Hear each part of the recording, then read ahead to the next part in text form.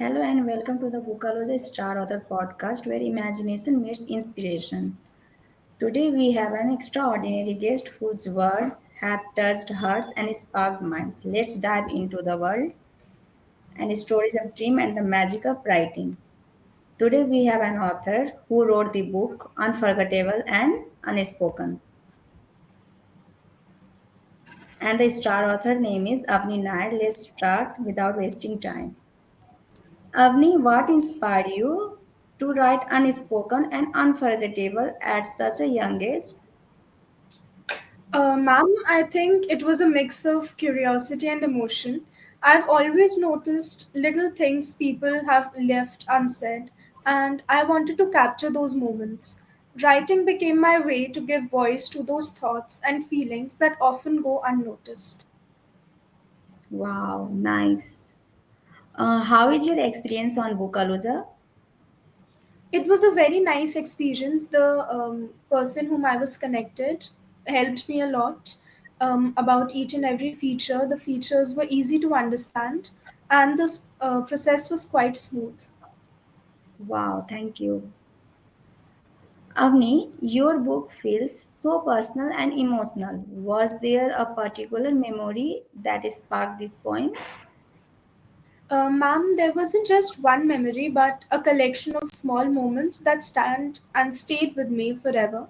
But if I had to pick one, it was the evenings which I spent with my family, sharing stories and laughter. The memories carried a depth that naturally turned into poetries. Wow, that's nice. A family in your book is described so beautifully. What does family means to you in your daily life? Family for me is actually my anchor. They challenge me, support me, and celebrate my wins. Every day they remind me what matters and give me the confidence to actually chase my goals. Okay. Who is your idol? Ma'am, speaking about my idol, my grandparents, especially my grandmother, is my idol because I'm connected to her a lot. So her ideas Okay. and her journey inspires me. Okay, that's nice. When you wrote about your grandparents, it felt like a tribute. Were there any moments that stand out in your heart? Yes, there were actually many moments, especially the stories they had shared about their past, their experiences, wisdom, and even their quirky habits actually shapes me how I am today and how I see life. Writing about them actually felt like honoring their legacy and keeping their lessons and memories alive. Wow, nice. Your poem about your sister feels so raw and warm. Did she get to read it? And what was her reaction? Yes, she did read the poetry and she actually loved it. She laughed and hugged me.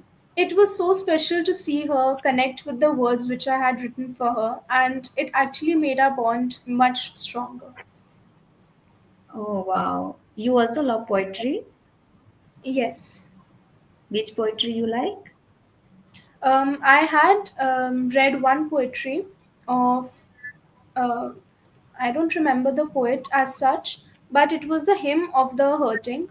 Yes, it was by um, Aman Amanda Gorman. She is one of the activists in one of the nations right now, and I guess she's a feminist as well. Wow, that's nice. If your family were superheroes, what superpower would each of them have?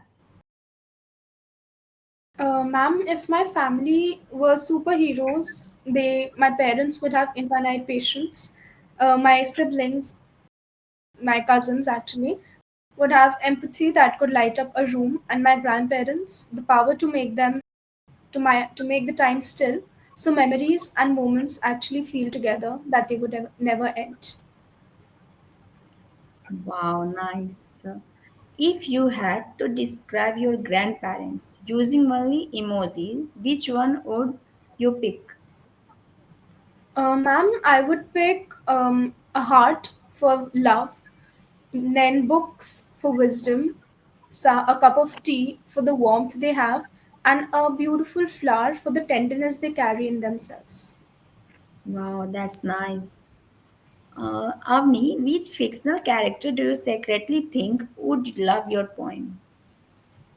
Ma'am, I think Annie Shirley from Annie of Green Gables would love it because she's a dreamer who feels deeply, and I think she would actually connect with the emotions I tried capturing in the book. And what is your dream? Ma'am, my dream regarding my poems is, and my feelings is that everyone should, um, I guess they would read it whenever they would read it. They would connect because the topics which I have chosen, such as families, festivals, or love or school, they are universal for everyone. So every person, every reader would be able to connect. So my dream is, and my goal is actually to make all my readers feel so relatable while reading the poems. Oh, wow. And what you want to be in future? For future, I'm planning to give civil service examination. Uh, that's actually one of my future plans. Wow. And which festival do you like and why? One of my favorite festivals, I've actually mentioned it in my poems as well, is Diwali.